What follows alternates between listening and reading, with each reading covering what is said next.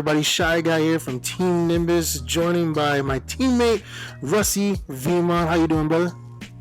I'm doing well, man. I just took a fat nap. I'm no longer hungover. I feel good.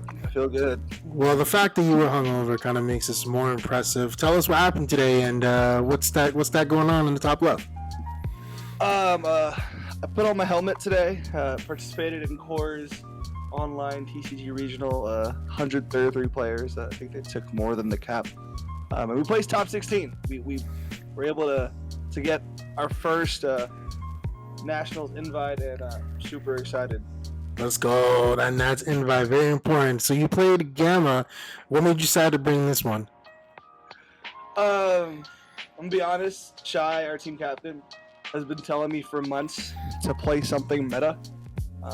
Correct. Super stubborn, and I wanted to play some off-putting pick that would get me a top spot. After seeing Jared Lopez top with 16 way back when, and I just kept losing. So I was like, you know what? I'm just gonna listen for it, and we're gonna take a tier 1 deck. So we took Gamma.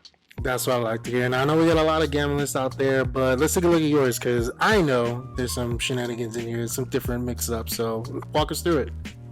Yeah. So first things first, the Gamma leader is busted, and almost everyone has played against the Gamma leader except for my round 1 opponent, and we'll get into that. There's a lot of different builds. I like Gamma just because it can play in the early game, the mid game, and the late game. But I played it very, very aggro. So we'll start off with the unison list. We played, let's put this over here, a 4-2 split, 4 of the 17-18 and 2 of the 4-drop blue unison. The 17-18 was honestly, if not the MVP, the second best card that I played today. I was going for game mostly with it. Just do this real quick. I was going for game a lot with it. I was applying early pressure. It helped me play this deck super aggro, and a lot of people didn't know how to kill it or how to deal with it, except for my last opponent, who was a Gamma main, and it really made it difficult for me to pop off with that card. The Boo is a staple, usually for blue. Allows you to untap an energy and draw. I actually didn't play it at all in all of the 7 rounds. Wow. And I would actually swap it out. It's probably a bad move, most people would say, but the way I play the deck, I'd probably play the hit for the draw and not use as much energy. And that flip -1 is really good too. Could have come in handy today. So basically you went with a little more aggro with the 17-18, and then if you could, you would want a 4-2 split with the hit? Yeah, with the hit. I liked, if I was going to tap 4, I was tapping 4 to play Cell today. And that's just how it was. There was never a moment where, like, I'm going to tap 2 and play this Boo unison to kind of stabilize, like usually Boo players do. It was either Cell, or I was going really spicy, where I would go first swing with the leader, add a marker to the unison, -4 to unison when I was at 5, do my double swing, tap 4, play the unison again, swing with a battle card, -4 again, and get another double swing in. That's usually what my plays were. That's pretty good. Yeah. And after that, I was like, I freaking love this card, and it's going to be busted with Zenkai, because you're going to just always have a Zenkai energy, depending what you play. And then if you're playing Trunks, like I plan to play Trunks, you're dropping that big Vegito whenever you want. So it's going to be fun. Good time. All right, what's next? So next you have, I'm going to go with my Android package. So your typical 4-17, 4-18, and then we also have the 4 searchers, as well as your checkland and your cells. Now, I put them all down at once because, I mean, for Gamma players, this is literally your engine. This is how you bait things out, how you screw people over, how you just do a bunch of stuff, depending how your quote ramps go, or for what you need. The 17, it was always my turn 2 play. I would either charge it first, or I would charge the blue-green first, and then charge the 17, and then go into the unison. And then I would always swing first with the leader, get the draw, I would awaken, untap 1, draw a card, take 2 life or 1 life, whatever the case may be, and then I would always beam. I always beamed so that I could either play this guy or play this guy and play her as well and just go off. Absolutely love the 14 and 15. It worked really well with the 17, 18. Always saw the unison. Always had something to combo with, and it kept the unison alive and it kept my aggro plays going. Deck winning. Yeah, absolutely. Everyone knows what the 9-drop does. It comes out on the board for 4 and tells your opponent, good luck, guy. And then the 18, just having a crit swing is ugly. There's a lot of counterplays that kind of like make the 18 not the best move, but also the best move if you're trying to bait something out. A lot of unexperienced Gamma players or people who don't play against Gamma don't use the 18 properly, like as the bait, where you'll tap it and then you'll say, hey, counter window 1, you want to do something? And then I think it happened 3 times today where someone was like, I'm gonna 18 you. Wait, actually, no, I didn't play a mirror. It was like, I'll tyrannical blow it or I'll play this against it, and I would just go, okay, I'm not gonna play it because it says you may play, and that's a big little fu to the guy. So and then one more thing, the 4-drop, when I played against let's say my 5th game, I was playing against a cell structure deck player, and the dude bricked kind of. Turn 1, I went first. Turn 1, he played the 1-drop cell, and I had this guy in energy. I was able to win.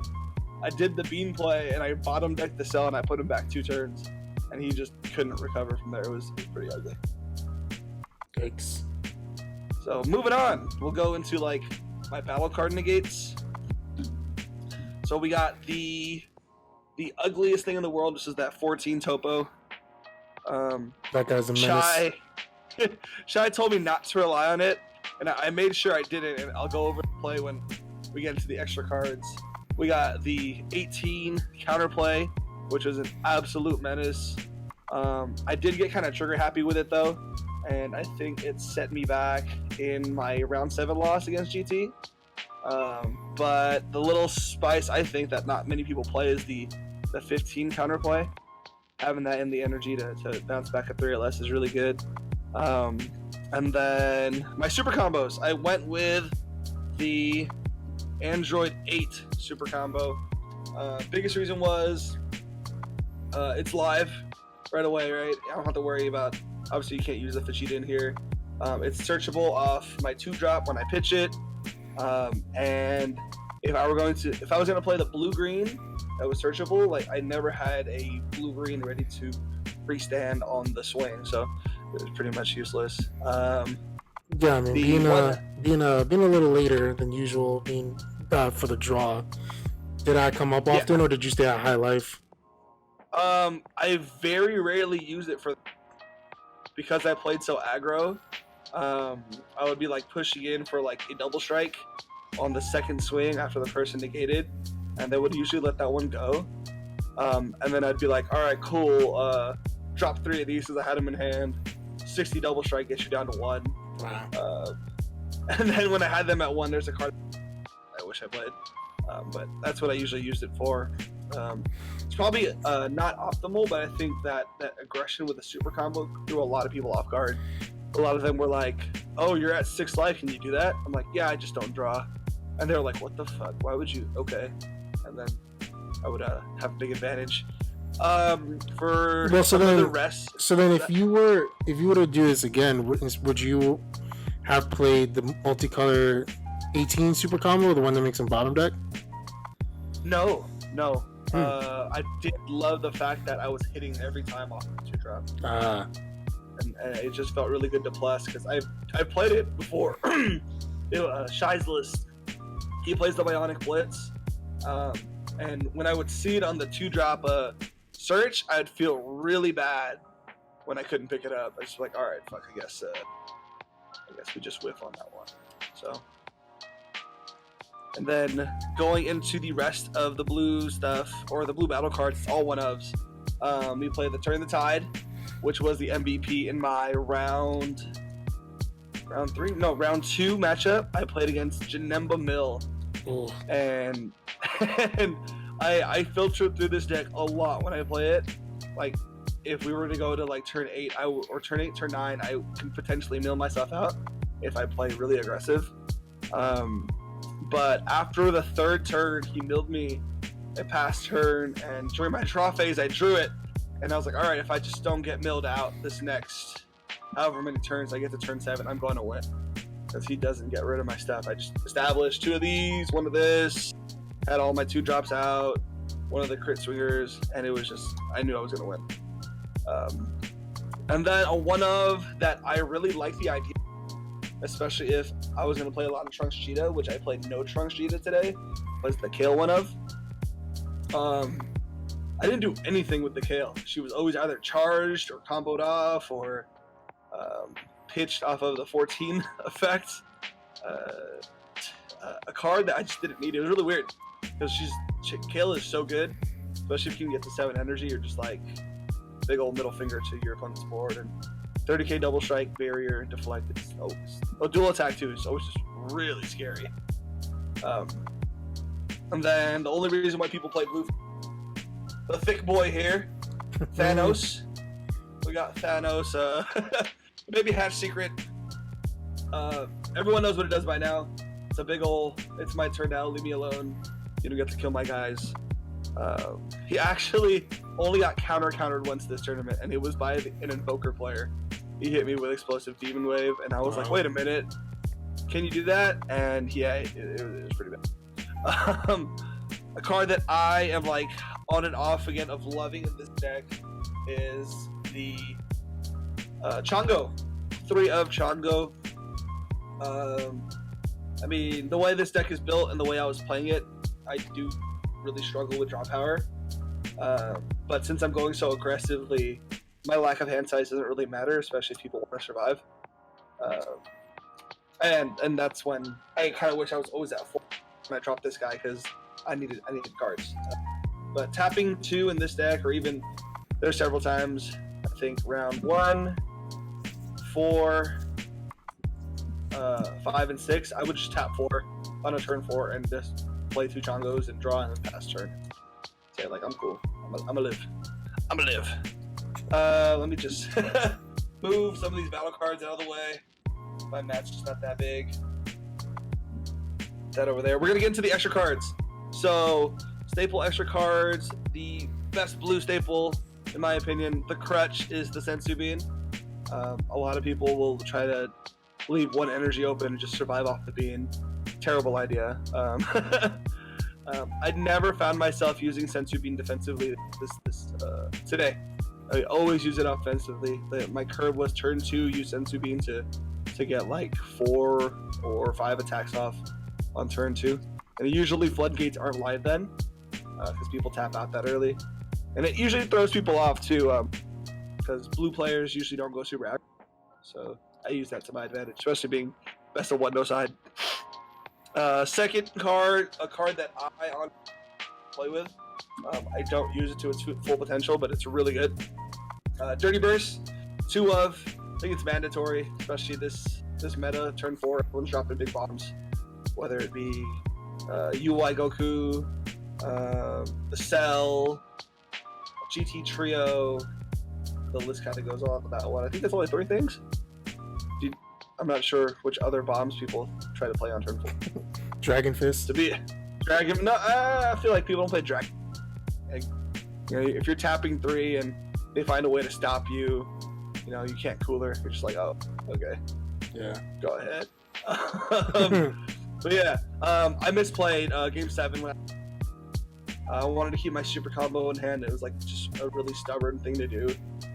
So when I 14'd to survive, I pitched the Dirty Burst, and then the dude just played the secret and swung with the secret Vegeta triple strike over my leader, and then just hand dumped, and I'm like, oh, that's rough. That's rough. The last 2 cards in the deck are 2D Magics. I would love to play more, but you just need such a high Android in this deck. If I were gonna flex one in, it would be for Kale. That'd be the only spot I could find for it, to be honest with you. And that is the list. I think it was 50. And helped me get my invite. Yes, sir. So you kind of like mentioned them throughout. So what were your matchups and what were your losses? So, see, we got 7 rounds today. My first round matchup was against a green Gotenks player. Super dope dude. I just don't know why he played green Gotenks. Just didn't care. Green Gotenks is probably going to be really good next set with Zenkai Reboot. But when I say strange things happen, the dude, hey, Gamma, dude, like, how many people do you know playing in competitive tournaments haven't played Gamma?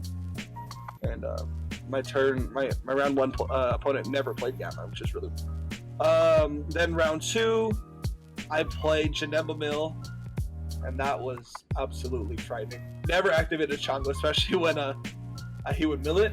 The dude was dope, so we were like bantering the entire time. He's like, "Oh, you sure you don't want to use your machine cards?" I'm like, "Nope, I'm good, man. You sure you don't want to mill yourself out?" So just a little back and forth. Dude was super dope. And then in that matchup, it won. I think on turn 5, he swung with his Unison or the 4-drop crit Janemba that can play for 1 if he has no battle cards and I have battle cards. He swung with that first, and I had the hatch in hand, so I was like, cool, I can save cards.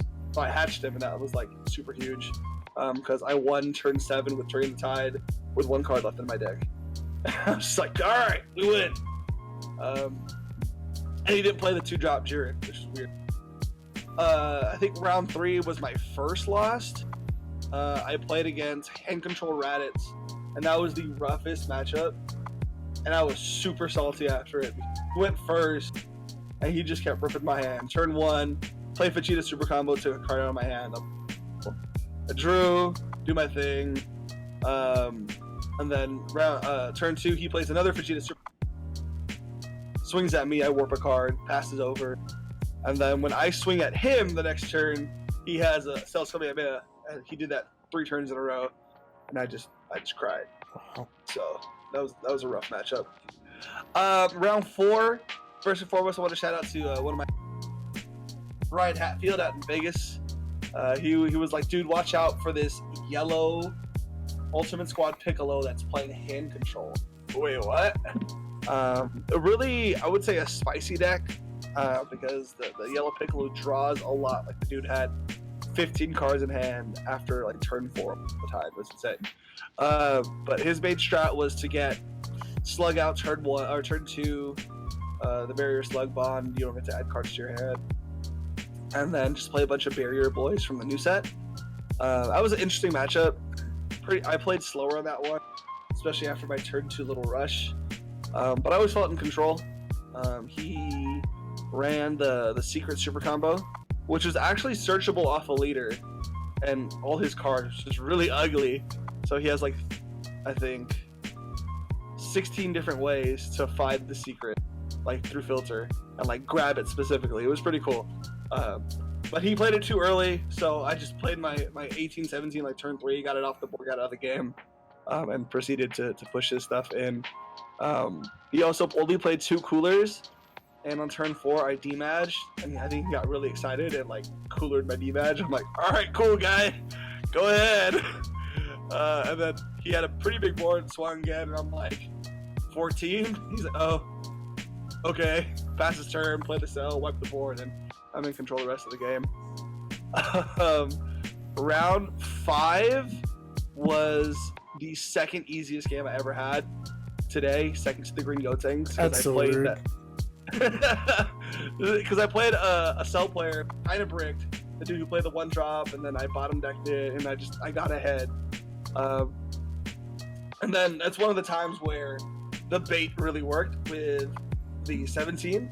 I think it was turn 3. I go tap 1, response. He's like, no. I'm like, okay, I'll play. And I think for whatever reason, he really wanted his charismatic board. So he charismatic. And I was like, okay, cool. Tap 2, play 17, 18, blue, green. And then I bottom decked his big cell. He's just like, oh, I'm going to remove 2 cards from under permanent I stand. I'm like, actually, no. I play against that deck. My teammate plays that deck religiously. He just stays on the board, but now you can't kind of restand. And I felt bad because at the core tournament in San Diego earlier in the year. I played this SS4 player while playing and every time I knew what he was going to do, he goes, and that kind of happened to that Cell player too, because I was just, every move he made, I had a response, and he would just go, so after I beat him, like, all right, man, have a good Sunday, the rest of your day, bye, and I would just leave. Round 6 was my hardest matchup, my most fun matchup, and one of those matchups where you're fighting for your top spot and the other dude doesn't want to lose, so he tries to cheat you. And that was the Invoker player, man. Playing aggro against it was the way. I had only played against Invoker once before, and that was against our teammate the Juice, OJ. And that was back when Set 11 just came out. So I just started playing the game. And Juice was like, oh yeah, don't worry, man. Like, I'll explain to you what's going on as we play. And this dude just keeps negating everything. I'm playing Blue Baby before people figure Blue Baby out. And then on his kill turn, he goes, awaken, effective leader. Let me look at your hand. Juice rips my only negate, and then drops Apex on me and wins the game. I'm just like, all right, that's cool. That's cool, dude. It's great gameplay. Great gameplay. But I went super early aggro. By turn 3, I got the Invoker player to 1 life, and I was still at 6. So I kept pushing and pushing and pushing, just trying to get him down. He kept recycling his card. Players do. Being able to get multiple of the 17 barriers out, I think I had 3 out, was huge in that matchup. And then for his kill turn, he plays the big 6-drop Goku, or the deflect 35k triple strike, right? So he plays that. He starts to go in. He's negging my leader every time he restarts. Count. The first swing, because I know he's gonna it. And then the next one, I'm like, so what happened in the first swing? You cut out of it. Oh, I baby hatch him, and he counters it. I'm like, all right, fuck, that sucks. But actually, that won me the game, because then I go Android 14 negate, and he doesn't have anything for the 14 negate, not even a Royal Condemnation, after giving his leader Invoker. And he's like, oh, nothing. Like, cool. He swings again. I go into a Sparky 5D match, take the life. So that's 2 cards out of his hand. I think he was at 7-ish at the time. Oh, wait, no. 7, 5. No, he was at 5. And then he swings again, and I dematch again. So I take another life. And then I think around that time, he's at 1. So it's like, he pitched 4, essentially. And then he swings at me again. I have nothing. Mind you, I'm at -5. My leader's at base -5 for this last attack. He combos whatever he can from his hand, and he gets to 40. Right? So he has 1 card in his hand. He's at 4. I have, because of Sleepy Boy, I had 2 of the 4 drops in my hand. I was completely untapped. So I had 2 of the 4 drops. Where are the cards? So it's like this. I had these guys on board. I had this guy in my hand. These 2 in my hand. And then I had like this and this. So I'm like, okay, 40. I'm at base. I'm at base -5. So I'm like, okay, now I'm at 0. And now I'm at 5. And then I go tap 3. Now I'm at 35. And I dump my hand, 45. And the dude, I think he knew he was gonna lose. He was like, oh, that's 40. I'm like, well, I'm sorry? He's like, that's 40. I'm like, all right, let me pull my cards aside. Those are 0, 5, 35, 45. And he has 1 card in hand. And dude goes, okay, fine, that's game, right? I'm like, yeah, I got it, good game. I was like, no. He goes, no. He tries to swing with his leader, and I'm like, can't. And the dude, I think he's just trying to play me for whatever reason. He's like, why? I was like, I 14'd you. That's Topo. You have to bottom deck 2 to swing. He's like, is that mandatory? I'm like, yeah. It says unless with any card. He's like, I mean, I guess you got it then. I'm like, all right, cool. Peace. I tip out, report my win, go to the Discord, and we're all cheering. Like, ah! Fuck that guy!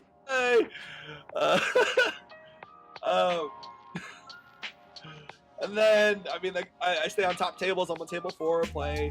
against GT, and the GT player is actually a Gamma main. So every play I was gonna do, he was like, "Oh yeah, I would do that too," and then just like proceeded to F me because I couldn't do anything. And that was the tourney, man. It's a good time. It's a good time. I mean, you got your Nats invite finally. You know, been working hard for it. Now you got it, so we get to go to Florida. But yes, sir. I mean, had a great day. Is there any last shout outs you want to do before we dip out? Shout out to the family over at Fandom, the homies. If you're ever in the San Fernando Valley, Canoga Park area, or even LA area, King Fandom and Canoga Park. Cross streets are Sherman Way and Canoga Avenue. Ryan and the crew take care of everybody. And if it's your first time there, they give you 10% off. If you're going to shop online, use our code NIM15, I believe. Nimbus 10. Nimbus 10. Mm-hmm. Sorry, guys. You get 10%, not 15. Sorry.